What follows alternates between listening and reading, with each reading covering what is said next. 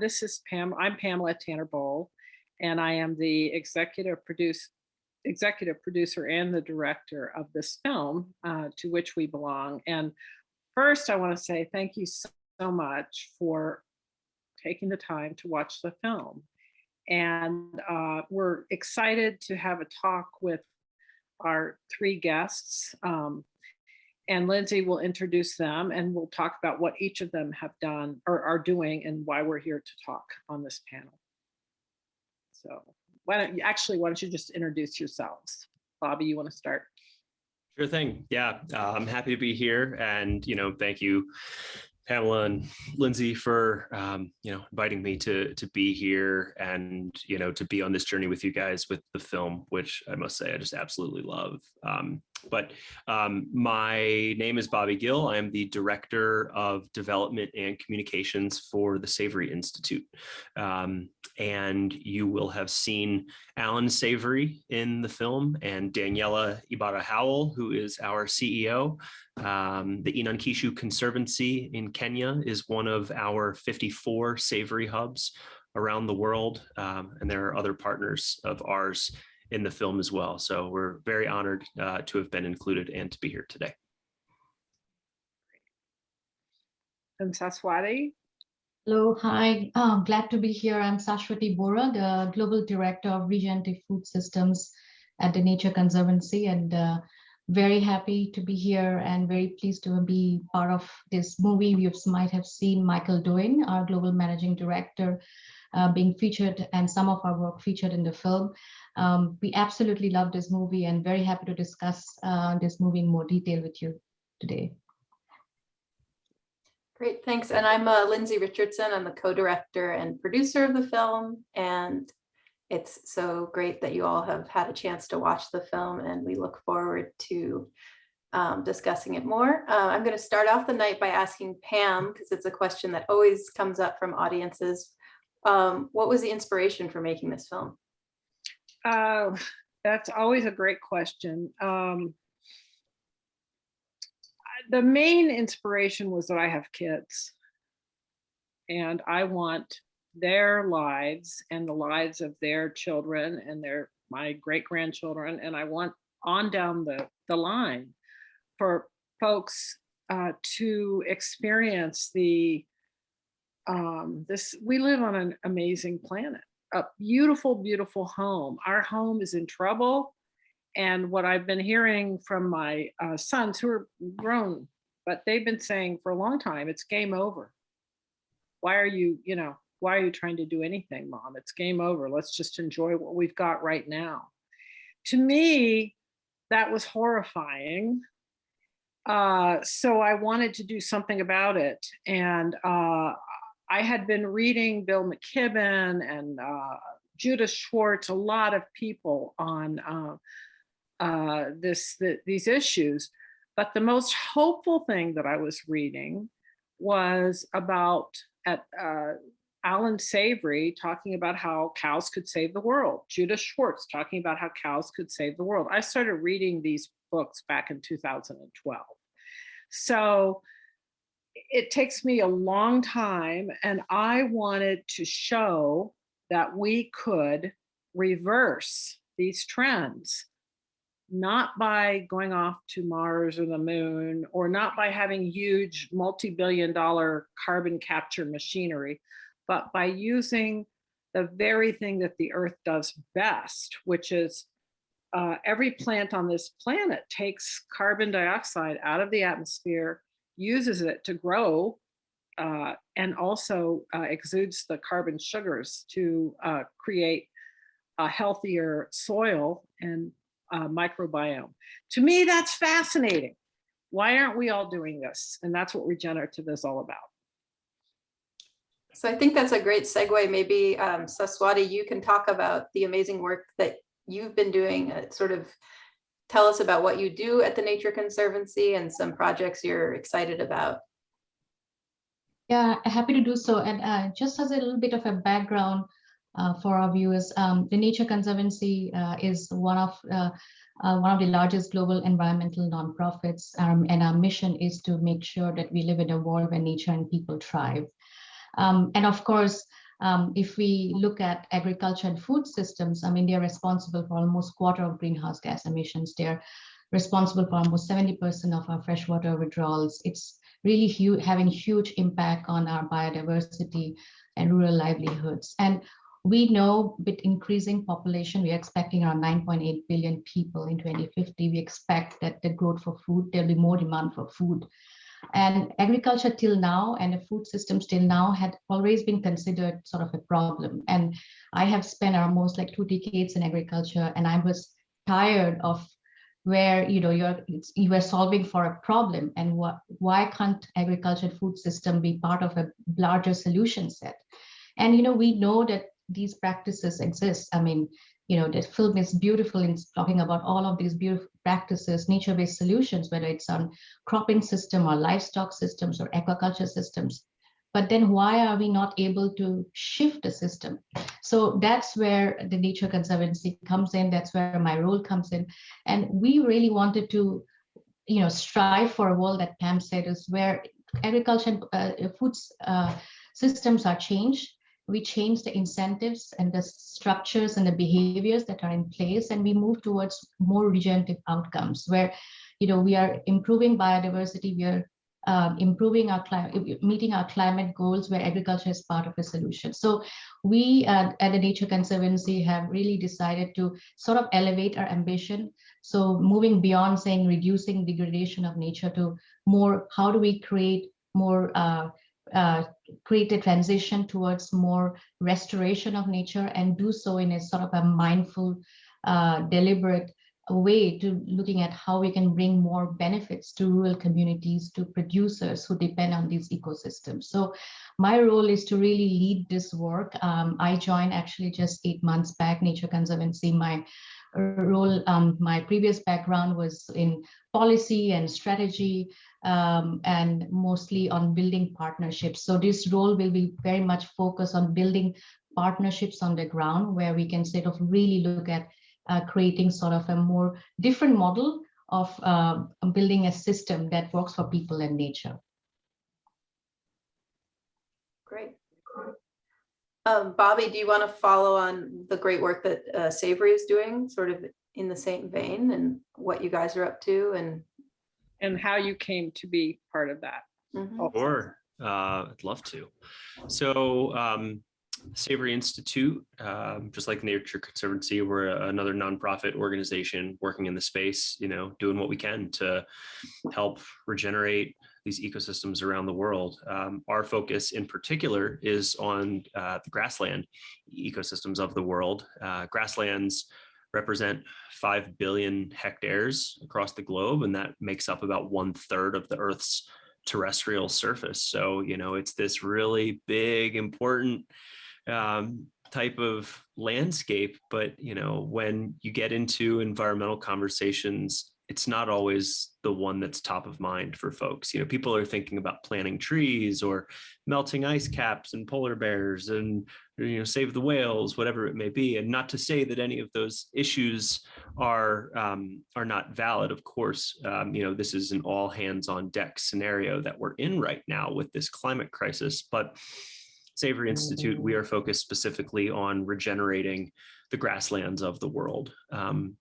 We do that by helping to empower and equip farmers and ranchers and even pastoralists. So, we're not just talking about, the typical, large scale agriculture ranching that you see here in the US, where I'm based. We're working with, smallholder farming communities in Zimbabwe and South Africa or Pakistan, folks of all different types that are managing livestock on grasslands. And what we do is we help them through a decision-making framework for managing complexity. When you're dealing with land and livestock and farming and markets and, policy and traditions and cultures, there's a lot of different moving pieces. And so to do that right, to do that in a way that's going to regenerate landscapes, but also empower communities and, have social equity and be financially profitable, you really need to be able to manage all the different variables appropriately. And that is what our holistic management framework entails. It's taking all of that complexity of the living world and putting it into a manageable framework so that, when a rancher goes out there and has to make tough decisions on like, hey, I'm facing drought, do I cull my herd or do I bring in, hay, or, what am I doing? They have a framework that allows them to be able to assess the scenario and say, what is going to get me a triple bottom line outcome here that is ecologically regenerative, financially profitable, and socially just for everyone involved. With that, we also teach a planning procedure called holistic planned grazing. It's kind of, what most folks would assume to be rotational grazing, but there's a lot more to it than that. There's monitoring the growth rates and recovery rates of grasses and matching the amounts of available forage to the needs of the livestock and other wildlife that may be out there, and factoring all those in so that you can optimize the recovery rates of the grasses so you can get the best ecological outcomes on your land. So we do that across the globe. We have 54 savory hubs across 6 continents. To date, we have influenced management on, I think, 21 million hectares, which is 54 million acres. And we've trained around 16,000 people through that global network. So, when you recognize that there's 5 billion hectares of grasslands out there, you see that we still have a lot of work to do, but it is a task that we are, diving in, feet first towards, and we know that it's the work that needs to be done. Great. Can you both give us a little bit more, just give us a scenario? My understanding of, I'm not a farmer, I'm not a rancher, I'm a filmmaker, but my understanding of regenerative agriculture as practice on grasslands is that you actually need more animals on the grasses than we typically think. And they can't all be sitting in a pasture all summer. They have to keep moving, correct? So the point is, this is a real game changer for most ranchers, correct? Yeah. We've been told for 50, 60 years, oh, the grasses are too dry, take the animals off. Mm-hmm. If you could just explain that one thing, Bobby, and then I want to ask you the same question, Saswati. Sure. I think as it relates to the utility of livestock, grazing animals, whether they be wild or domestic, or domesticated on grassland ecosystems, they really provide an important role in terms of being able to cycle nutrients back into the ground. You think of a tree that sheds its leaves in the fall, and then in the spring, the buds regrow new leaves. Well, grasses don't do that. Grasses need to be grazed to continue that growth cycle. And so that bite of the ruminant on that blade of grass is what continues the cycle of life and allows for vigor to exist within the grass species. And then those grasses then get broken down in that rumen, the first chamber of the stomach. They have the grazers have a special chamber of the stomach that we don't have, and that rumen allows them to digest forage, break down the cellulose that's in there, and that ferments and then becomes dung, which is deposited out the back end, and that contributes towards soil fertility, which allows the cycle to keep on going and growing. And so that has always been the case. Grasslands and grazing herbivores have co-evolved with each other for millennia. In North America, it used to be large herds of bison that used to roam across.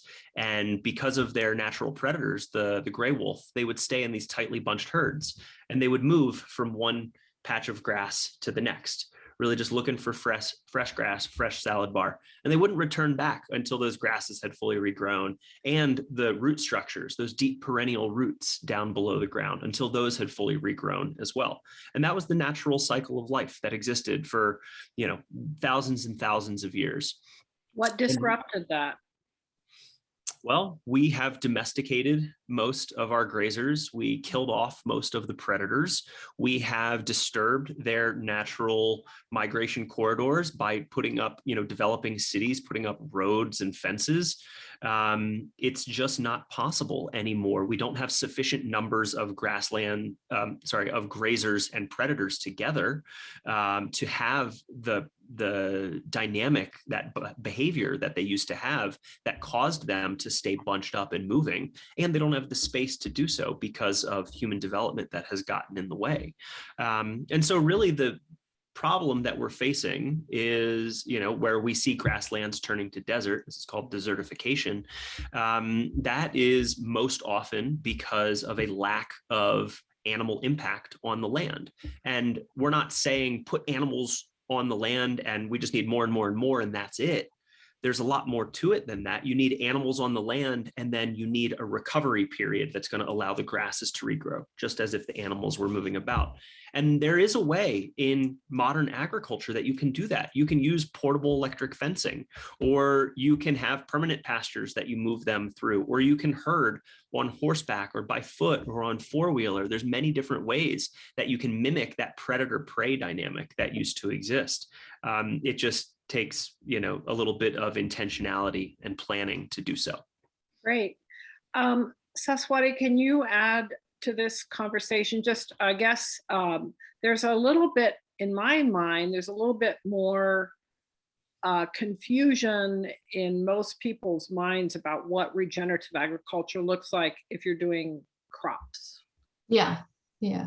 I think just also on building on what your question to Bobby, I mean, I think back in the day, maybe a century or so back, there was more diversity in our ecosystems, right? We had indigenous people actually were practicing what we are now rebranding in some ways, right? They were doing these practices. And then I think a lot of emphasis shifted because of this focus on improving production and productivity, because there was an issue. We had famines, we had food, lack of food. So governments, and we are thinking about food self-sufficiency. Food was used as a weapon back. So I think what this led to was a huge investment in production technology, really looking at sort of the green revolution, which was really good because we were trying to feed a growing population, and we did really well. We were all focused on improving yield, and this led to also this whole industrialized sort of way of production, which served one purpose, but did not look at all of the unintended consequences of these kind of practices. So we did not look at what would happen to human health. We did not look at environment. What are these practices doing to our communities and ecosystems? And so if you see, we just came back from our field visit in Punjab, which used to be a very diverse. This is in India, Northwest India, used to be a hugely diverse ecosystem. And then became, was also at the forefront of meeting India's food needs because of the Green Revolution, because of high and lean varieties, but also led to monocropping.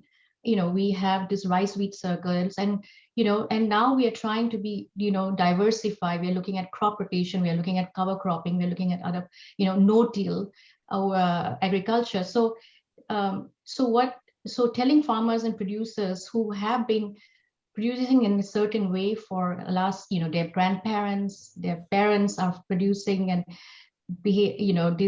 using these practices, they're telling them to change while not really providing sort of a transition or a guarantee of if there's a change in yield or something, how that will be managed. That's a huge issue. So I think those are it's like really changing the incentives and the structures in the system to really refocus that. Let's not only look at how do we have yield increases, but look at also the broader ecosystem of are we really looking at restoring natural capital of the soil or our ecosystem. So that is how we are looking at, from the Nature Conservancy, looking at how can agriculture and food systems really not only meet our conservation goals, but also restore the natural capital of our ecosystems, and to do so in a just and equitable manner, so it really provides benefits for rural communities.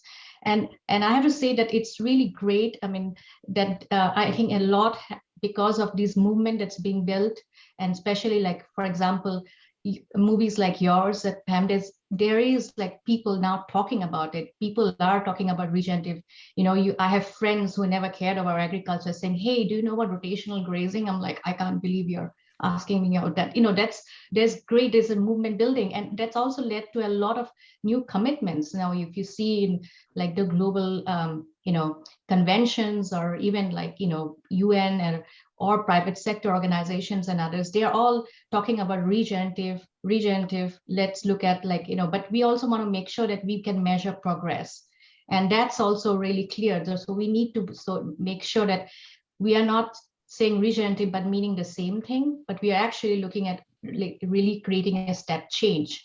And so now we really need to figure out like, is there a set of frameworks that we can use? And we are working on that, in sort of like saying like, this is regenerative, and this is how we are moving the needle on this, and this is how we are measuring our progress as a society in making sure that the benefits benefits go to people and climate and biodiversity outcomes. That's good. And I'm sorry, I'm hearing an echo. Those are both, I mean, you both have very similar missions. My understanding, however, is there's a piece that we haven't really discussed, and that is we've been using, this is more about crops, fertilizers, and then that leads to pesticides. Monocropping is efficient. It makes sense. We leave the ground bare most of the winter outside of our growing seasons. All of these are industrialized ways of farming. But what I understand is that when we do this for 50, 60, 70 years, our soils are getting really severely depleted. So what that means is you have to use more inputs, more fertilizer, and then a lot of times more pesticides. If you're growing a monocrop, you have to have a bevy of chemicals to keep that. Whereas if you're doing regenerative, which in my mind is for crops, no-till, which means don't disturb the soil too much. And that goes with you too, Bobby, with the animals. You do the animal footprints across the plains, but you're not digging it up. No-till is very important. Why? Because when you start to dig up the ground, you lose carbon right out off the bat, but also because you ruin the root structures that are increasing the soil's ability to both hold water and to feed the microbial life. And that's where your fertility and your resilience comes from. So it seems to me that there's some benefits for farmers to get off of the old way of doing things. Financial benefit. There's a lot of benefits for them to do it. I think that industrial mindset is this, silver bullet that we've all been sold, and we're finding out, decades down the line that it's not the bill of goods that we were sold. There was a desire for a while. Yeah, and there's a desire for efficiency, which I think is, it makes sense. As humans, we're always looking for new tools. I mean, that's how we evolved as the human species, is we're a tool using species. And so of course we're going to look for new ways of doing things. But, right now we're losing 75 billion tons of fertile soil every year due to our agricultural systems. And when you divide that by 7.5 billion people, that's 10 tons of soil that are lost per person per year. Like, that's insane. That shouldn't be the case with our agricultural systems. And so I think getting back to these nature-based systems is just common sense. There's not just the aspect of it makes sense and it feels good to look at like a nice luscious pasture. Of course, that evokes something within all of us, but there's also, I think, an argument to be said for building resilience, because when you have greater biodiversity, whether it's biodiversity of animals or insects or plant species, that diversity breeds resilience. And so you have less points of failure in your system. And so it ends up being more profitable. It ends up being healthier food. It ends up making you more money. And also it's more resilient for that farmer or rancher or pastoralist, so that when these extreme weather events that we're seeing at greater and greater frequency, whether they be wildfires or torrential rains or years and years of droughts or diseases that run through and hit certain types of species, your landscape is prepared and it's got that ability to adapt and respond to it so that you don't lose everything. So yeah, it's that essence of complexity. Complexity is, I think, difficult for people to approach. Everyone wants to shy away from complexity and we want the simple answer. But in reality, life is complex and we need to lean into that complexity and see what that complexity can give us and honor that and try to build that. And when we do that, we have that resilience and that abundance that comes in return. So, Bobby, my understanding, I'd like to get to this in a minute, and in a short answer, maybe.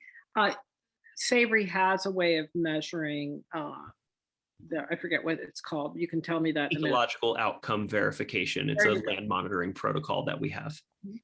And okay, so sit there for a minute. Saswati, from what I understand, the Nature Conservancy also has tools to measure these positive changes for, so if you could, from my understanding, that one of them is the carbon. Let's just put, a lot of this is stuff that people don't know. The more carbon in the ground, the more diversity of microbial life you have. Yeah. I mean, you can't, topsoil actually is rich and dark because it's got a lot of carbon. So in the simplest explanation of why this stuff works is we can draw down the carbon dioxide that's in the atmosphere and put it back where it belongs in the soil, which creates a diversity of life underneath the soil, which then creates the resilience and diversity above. But there's a way that you all are measuring this carbon also. Yeah, we are trying to come up with, we are trying to see how we can, I mean, there are issues also in terms of related to sort of permanence and other issues related to this measuring how long carbon can stay in the soil. But we are trying to develop tools to see how we can account for carbon in the soil, how we can look at measuring soil organic matter. And as you said, like, just this is really how rejuvenating the soil, restoring the soil, these kind of practices. And so we are trying to build a framework for how we can sort of measure this and then account for this, and then based on that, provide incentives to farmers so that they can then shift their practices. So going back to your question of why are farmers not doing it? Well, they're not paid to do that. They're paid for like something else. They're paid for other things, but they are seeing the benefits. You can just because not just one simple fact is that you are just saving on cost because you are not buying all these expensive fertilizers, and you are going to see not only see an increase in yield, but you'll also see your soil in the long term, but your soil is also is improved. But I think going back to your question about there are these tools, we are measuring it, and why it's not happening. Well, it's really, change is hard, and it's also, each farm is different. What works for one farm doesn't work for the other one. So it's really important to really be customized, tailored approach. You had this really amazing interview with Green Cover Seeds, and they're doing amazing things. And they just look at a farm, they look at the soil organic matter, then they see what mix of cover crop will work for your farm. So that's great, but that's not like available. We need green, like there are those kind of approaches everywhere, right? So I think, so it's really we need time. If you speak to all the farmers, they will say like first 2 years it didn't work, maybe in the third year it works. So because you have to try. So we need to create that mechanism so that they can move in the 3 years or so, or 4 years or so, support they need to create that transition. And so that's I think is really going to be important. And then we need to create the tools to say, like, if we can measure it, can we then be paying farmers for those ecosystem services that they are providing? They're not only feeding us, but they are also restoring our planet. So why don't we pay them for that? And the third thing is also, it's behaviors are entwined with the systems that are in place. So we when your whole parents, everyone around you thinks that you're crazy for doing this, you have a less of an incentive for doing it, right? So we were recently in a farm, and there's this farmer who's talking about great benefits that he's been doing through crop rotation and cover cropping, and he's getting all these benefits, and he's talking about numbers of how much income increase, yield increase. And he's next to this guy, he's like, I know the benefits, I'm not doing it because my father doesn't want me to do it.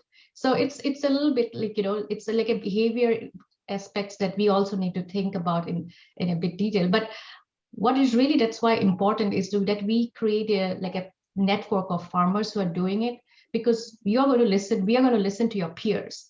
And so if we can create a farmer peer network that can sort of, if I'm having a problem with my farm and I can just speak to one of my friends who gives me the right, or points me in the right direction, I'm more willing to do that than someone coming in and telling me, Nature Conservancy coming in and telling me, like, please do this, and I don't know you, and I'm not going to trust you, and I'm not going to do it. So it's that, maybe looking at it more of a sort of in a holistic manner would be helpful.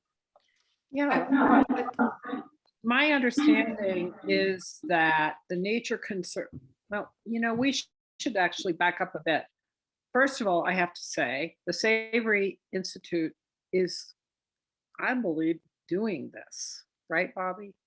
Yeah, that's our network of hubs. They are locally owned, locally operated, centers of learning for, local farmers and ranchers to come and get support and training, from peers in their region that know the nuances, the geography, the culture, the laws, et cetera. It would be ridiculous for, the Savory Institute in Colorado, the 14 of us, to think that we know everything that every farmer around the world needs. Like that. No, of course not.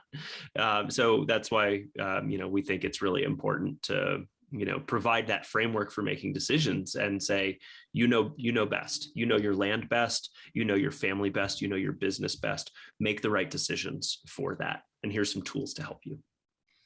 So I just want to jump in here and add a question that I think pertains to this from one of our audience members. It feels like we're all sort of talking about, like, how do we get this to the tipping point where this becomes adopted on a larger scale? And one of the viewers was interested in how increasing corporate ownership of land is a challenge to that. And I think it would be great to hear from both Saswati and Bobby about, how is increasingly having lands be held by corporations either helping or hindering your progress towards getting the adoption of regenerative practices? Yeah, it's a really important question. And I think it's just, this is happening and it's going to happen more. And I think from our perspective is, how do we influence them? And so, so we are looking at it like, how can we be part of the mechanisms or ways where these corporates are making decisions on how this land is going to be used? Can we bring in good conservation advice and practices to do that? So one way is being able to shape the way they behave, but we, of course, we are a tiny organization, you know, I don't know how much influence we might have in this. But then there's also a larger movement happening across the world right now. And that's also maybe because of, for, you know, if you're seeing like the COPs that are, you know, conventions, climate conventions, more and more, back in the day, no one want to talk about agriculture at COP. More and more, they're seeing the linkages of climate, agriculture, you know, biodiversity. And what's happening is really creating more pressure on corporations, on countries to shape up, which means there's a lot of pressure on organizations, including big private equity to other groups, to look at ESG metrics, to really look at what, are you just doing profit? Are you also looking at environmental and social goals? There's a huge now pressure on corporations to shape up. So that's why you see all of these, like, you know, commitments being made by corporates that by 2030 we'll have all our sourcing will be regenerative and so forth. So I think that's also really good mechanism. So that's why we need to think of also read the global agenda and how we can influence the global agenda. So how do we sort of create pressure from the top and be ready to help corporations if when they decide to move and change? And I think that's going to happen, and it's happening because they are also probably aware that this is not just profits, it's about future risk, right? So if you don't do this now, your corporations is not going to survive in next 30 to 40 years, right? So, you know, I don't know how many corporations see it in that way, but that's exactly why maybe some of them are actually looking at changing it. So just as a long answer to a question, very complicated question, but I think this is the way we are seeing it. That's how we want to engage in the global level, want to create the pressure test these kind of strategies, and also look at how we can also engage in meaningful partnership with organizations that are willing to change. And if you're willing to change, we'll work with you. We'll give you the tools. We'll give you our scientists. We'll work with you to translate this on the ground. But we are there to help shape and change the corporations and their sourcing patterns. But at the same time, it has to be a genuine commitment. So in some ways, just to sum up, in both grasslands restoration and food, there is a lot of pressure on people to change the way they do things. Bobby, we haven't even talked about the practice that's primarily in America of holding animals in, you know, feedlots. But I think there's a lot of pressure from, you know, in individuals on the corporations to shape up, as you say. And from what I've heard, there are lots of agribusinesses who are very, very invested in regenerative agriculture, partly because they want to have a better way of doing business. So it's not the big bad I mean, you know, some people are resistant, but the corporations are actually on board.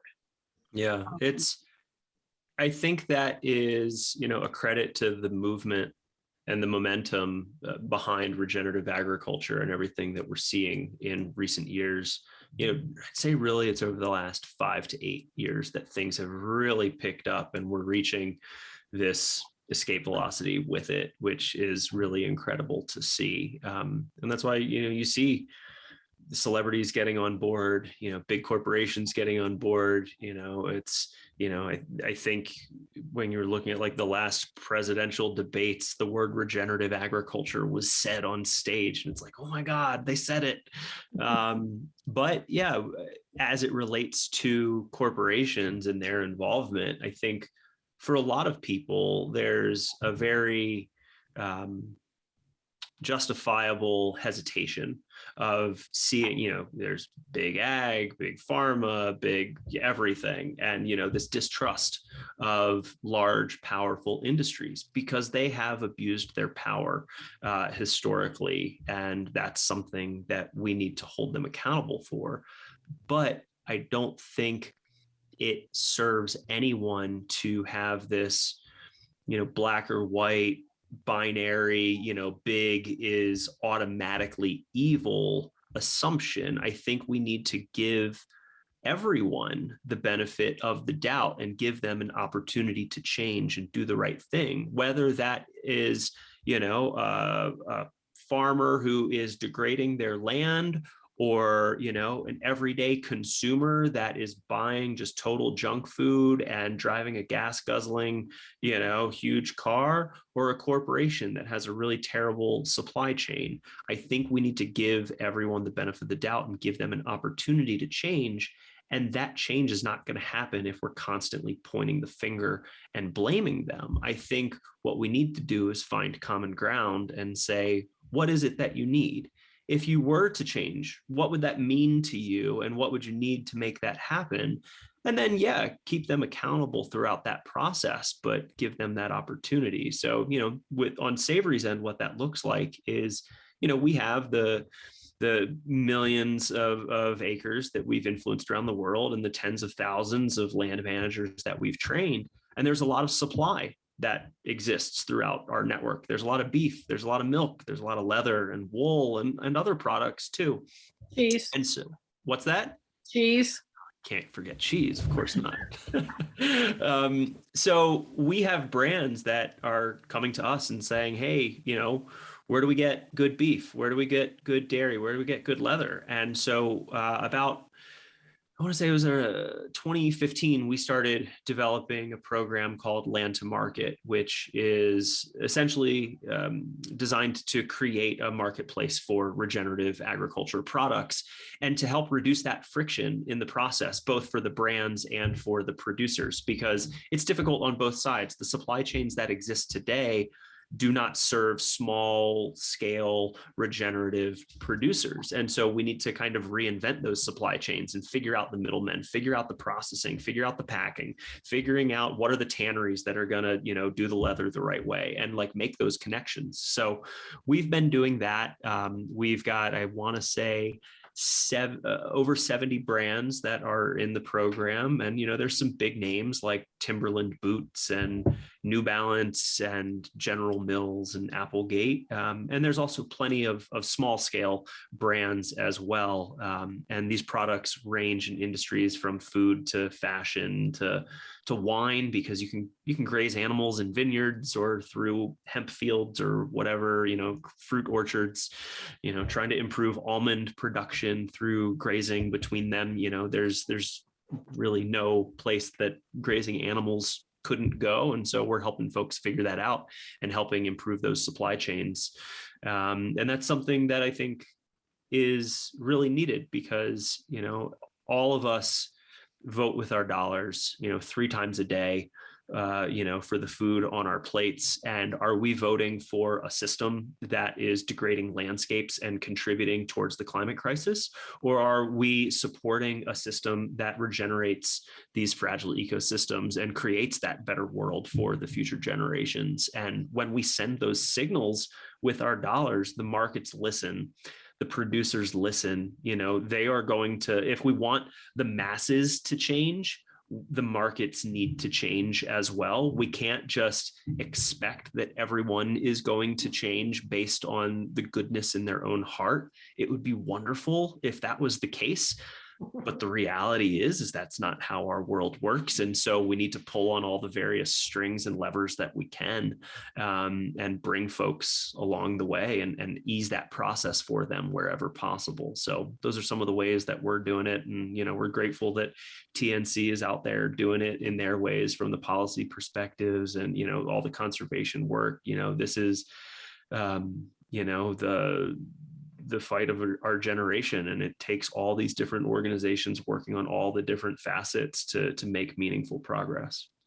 That was great, and you both are saying pretty much the same thing. There's pressure, and it's good pressure. And my understanding is people want to get this right. They may have been dragged there to begin with, but they're there. I have another question. We've talked about the networks, the hubs that the Savory Institute uses, and those are ranchers who then bring other ranchers to, and they're neighbors in a sense, they're from the area. But you all at TNC are just now beginning to do some foodscapes, which are, can you just talk a little bit about that? Because that seems to be the beginning of networking local people to a particular in a particular region, and Yeah. proving the Yeah. agriculture. And I mean, it's basically on the premise that we have this global aspiration of moving towards regenerative food systems, and there are these practices and local implementation. So how do we really elevate our ambition, and how do we really test this out?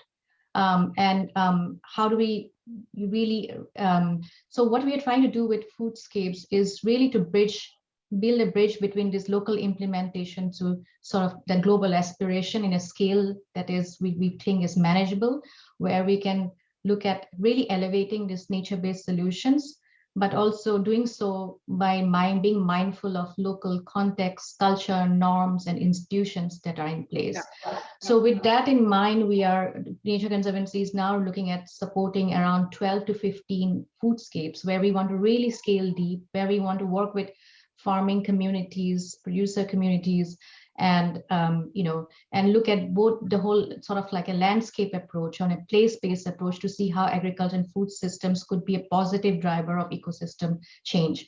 And we want to do so with working with producers, private sector, policy makers, scientists, and others, really look at what's the scientific investment and policy pathways that would be needed. So we want to really double in, not only by looking at providing the farmers with these tools, but looking at also what's the financial and investments and other incentives that we can bring in to really create a change. So we want to do this in 12 to 15 foodscapes, and then we want to see we are developing a portfolio which is very diverse. And we have our science team has launched a report last year where they really map the world's food production system based on their biophysical and management attributes, and came up with 86 foodscape classes. And then we grouped them in 86 foodscape classes based on the biophysical and management attributes. And then we group them under whether they're intensive or mixed mosaic or cropping and grazing system. And it's really interesting. And based on this is a science, and they looked at what are the nature-based solutions that would be suitable and important for those foodscape classes. And how do we then, and how are they affected by sort of environmental degradation, and how they impact it? So we took that science, and now we are looking at investing in 12 to 15 of these to really demonstrate how a pathway can be done, and then creating and making sure that these are diverse foodscapes. So the initial commitments are, say, India, Argentina, Chaco, which is a second largest forest dominated biome after the Amazon, very much looking at forestry and livestock management practices. India is again a breadbasket of of the country, very much affected by monocropping, water management issues. We made 3 new commitments in Central Highlands in Kenya, very agro-pastoralist, smallholder dominated region.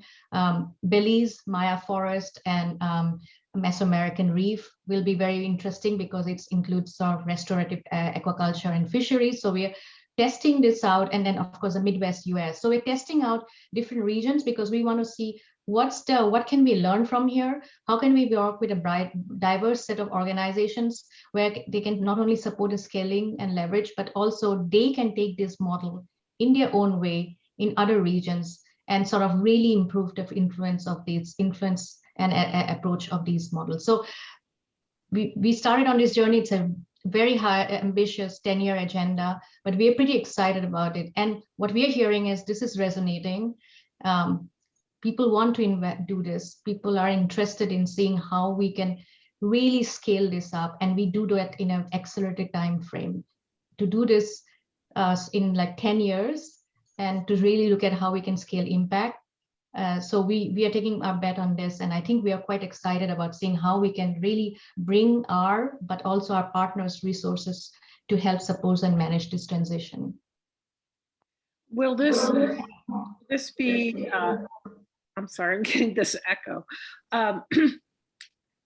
I understand the foodscapes because I've been, working with you all for a while, but would they act as a central sort of networking for the local farmers? Are you inviting the local stakeholders into this? You said that, but Yeah. I'm really thinking about the farmers. Yeah. Thinking about the networking that you've talked about needing, Yeah. that the neighbors are going to make fun of you Yeah. or whatever. Yeah. How Yeah. does it solve that problem? Yeah, I mean, this is very much going to be built on TNC's work already in the field, and we have very deep connections already with the communities and organizations that we are working in for these foodscapes. And we are not going to do this alone. We can't do this alone. And so we are obviously going to be working with a lot of our local communities and partners.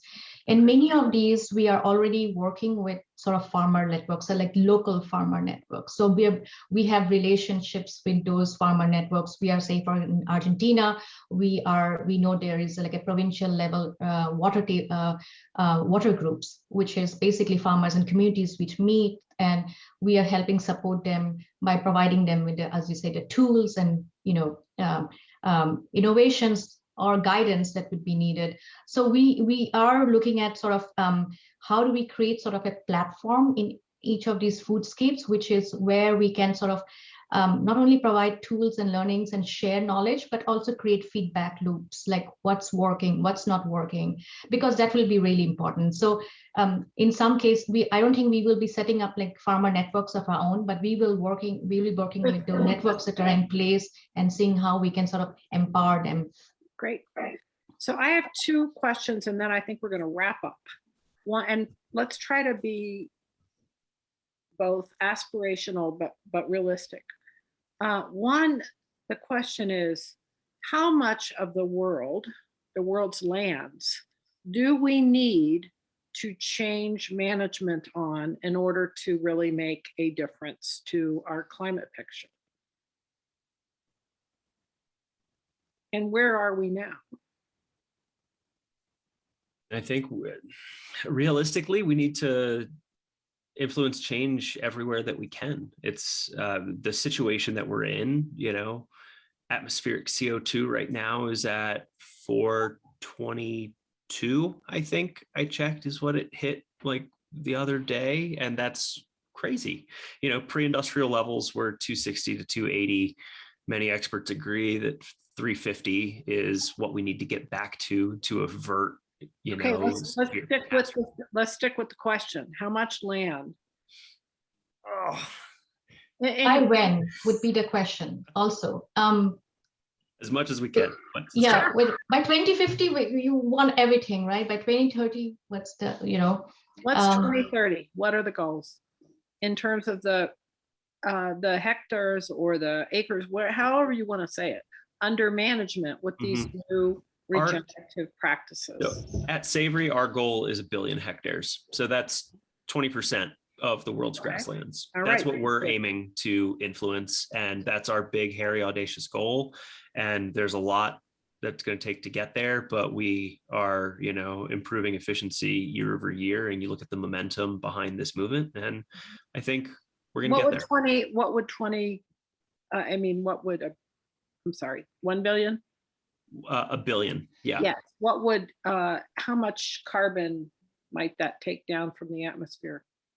This question is always a difficult one to answer because I know because the answer difficult. is it depends. It depends on where you are. It depends on the precipitation. It depends on, No. the type of grazing or whatever that you're doing. It depends on the current situation, the current levels. I will say, so Dr. Ratan Lal from Ohio State University, probably the world's greatest researcher, most well-renowned researcher on soil science. He estimates that if we restore our degraded soils globally, and this is all soils, that we could draw down 330 gigatons of carbon. So that ends up being about 165 parts per million reduction. So right now, if we're at about 420, that would bring us down to pre-industrial levels of 255. So it is possible, but it requires a big, massive global shift. Mm-hmm. Okay. Thank you. Thank you for bringing up my hero too. Saswati, you want to answer this? I have to admit that I don't have our organization's 2030 goals right in handy, but I can say that for our Provide for Agriculture and Food work, we have made a commitment to say, I think around 500 million metric tons of carbon CO2 mitigation by the year 2030, which is already, it's pretty ambitious. But yeah, so at least at the agriculture and food team, food and freshwater team is committing to that by 2030. Can you translate 500 million metric tons of carbon to the land? No, well, yeah, to the land, but to the amount of what is it? The 420. That we're at right now. So 500 million tons that's half a gigaton. So I think a gigaton equates to a half part per million in terms of atmospheric CO2, roughly.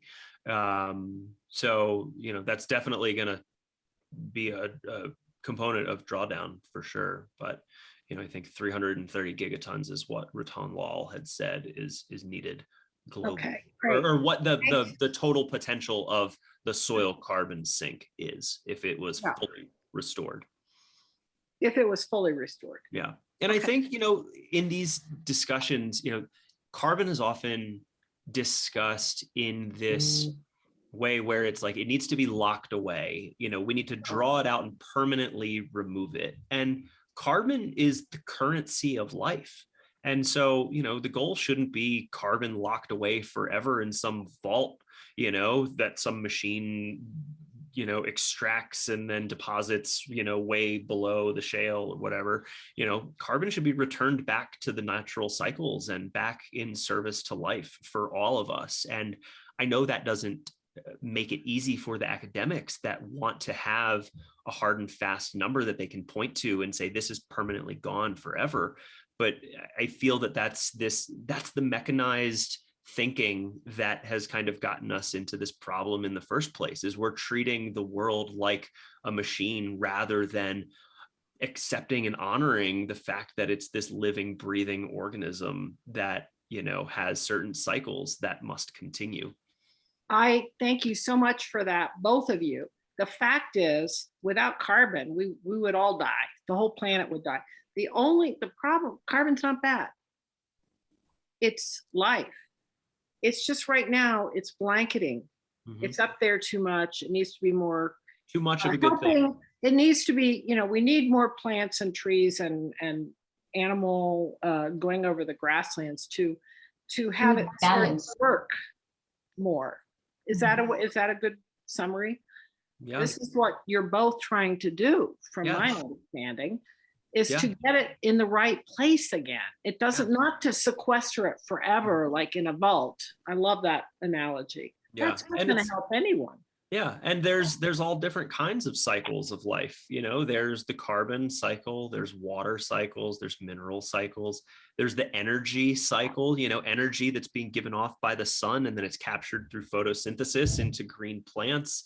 and then that is eaten by ruminants, which then turns, you know, and it just keeps going and going and going. And Lots of cycles. Yeah, we just need to honor these cycles of life.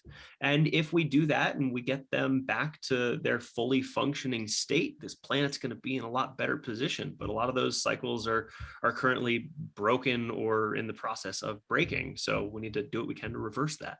Right. And Pam, can I jump in and ask you a question from the audience? Yes. We had a couple people want to know what they can do. So we've covered a lot what these amazing organizations are doing, but I think people are really curious, what are just the average viewer, what can they do to be a part of this? Well, I have a whole bunch of things that people could do, and I'll list them. But first of all, you can support these organizations. That's a big one. There are people working on the ground in this field that are working so hard, and the average person doesn't know. So I'm hoping that they'll be curious about the Nature Conservancy, about Savory, about the Quivira Coalition down in New Mexico. They have volunteer opportunities. They have internship opportunities. They have a lot of different things. So that's one. Another thing is, you know, in this country, I love this statistic, 40 million acres of lawn. It's basically a monocrop, which means that it's not doing as much of the job of creating habitat, and because it's not biodiverse. So habitat for the pollinators, for the birds, for the insects that we all rely on. If people took a little plot of their grass and changed it over to native plants, you could also be drawing down more carbon to feed those the microbial life under the soil, which creates the fertility. So you have a lawn, do something a little different. Go to your local stores and say that you want grass-fed beef, grass-fed chicken, you know, pasture raised. Let's get the standards right. Okay, that's a big deal. Right now it's kind of the Wild West still. But if you demand, or not demand, but if you ask your local stores, big supermarkets and farmers markets, is this grass-fed? Did you grow this locally? You know, these are questions. You can eat better. You can feed your family better. This is better for your health. It's better for the economy, and it's better for the planet. So those are a few things. All right, that's me. Who else? I mean, Go ahead, Saswati. No, I would just read it what you say. I mean, I love what Bobby said before, that you're paying with your wallet. Where every time you go to a supermarket, you're making a decision of, how, and I also, I mean, I'm just going back, Pam, to what you said about your, children. I see how everyone's so cynical. They are in so much despair. It's good to be concerned, but I think it's move away from despair to mobilize. Write to your local congressman, write to them, ask them what they're doing on this. Like, we need a people's movement to counter the lobbyist, right? So mobilize, do action, take action, don't, and put pressure on your politicians, put pressure on the corporations. And if you're working in the private sector, then look at how your organization is rewarding, is only looking at profit, or is it looking at also environmental outcomes? So there, and I think the long term, the big, what is really going to change the system is consumers demanding this. Then, private sector and the corporations have to change where consumers are asking for it, right? So that's very difficult to do, but that's what we need, sort of a movement. So I would say just like, mobilize and work and support, and, go out there and also like go out there and enjoy nature. Yes. I mean, working in nature, I mean, like, go out there, enjoy nature, see the beauty in biodiversity and the plants and the wildlife, then come back home and write to your congressman. That this needs to stay. Yeah. What about you, Bobby? Well, I fully agree with that. And, I'll give a plug for, as it relates to policy and writing to your local lawmaker. There is a new campaign that's launching soon called Regenerate America. And that's a multi-stakeholder campaign that is pushing a whole host of different policies to support regenerative agriculture changes that we're pushing to get into the next farm bill. And Great. so that's a campaign that, folks based in the US, I would encourage you go check out and get behind, because that is a group of very smart folks as it relates to policy and regenerative agriculture. I'm in a few working groups for that on behalf of Savory. But I loved Saswati's recommendation of just connecting with the natural world around you. If we're to truly connect with the natural world, we're going to have more reverence for it, and we're going to treat it better, and we're going to understand it better. We live in the most ecologically illiterate society that's ever lived on the face of the planet, because we're so disconnected. Like, we live in, often urban settings, and, we live through our screens and things like that. And we buy food that comes in boxes and packaging that replaces real relationship with the farmer that grew it. And so if we can get back to the land, I think we can start to develop that sense of relationship with our food and where it comes from and what that means to grow food and raise animals. And when you know that, you have a sense for the right way to do it. And of course, that will hopefully then lead to change in how we all purchase, food and textiles and, everything that comes from agriculture, which really is everything when you think about it. So, vote with your dollar in favor of the things that align with your values. From Savory's perspective, look for the land to market seal on products. That's out there. It's on thousands of products. You can find it. But of course, there's other, worthwhile seals to be looking for, or bypass the seals altogether and go meet a farmer and talk to them, see what they're doing to improve soil health and biodiversity, have those conversations and build trust, and, vote with your dollars that way, because that's the most meaningful. I want to end with one last thought. You said something about reverence.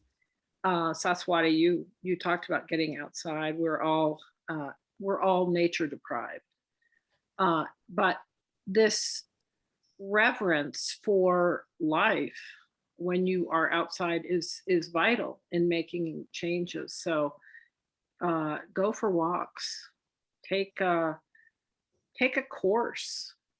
These are things that can change the way that you think about your relationship with the world. And start a garden. Start a garden. Yeah.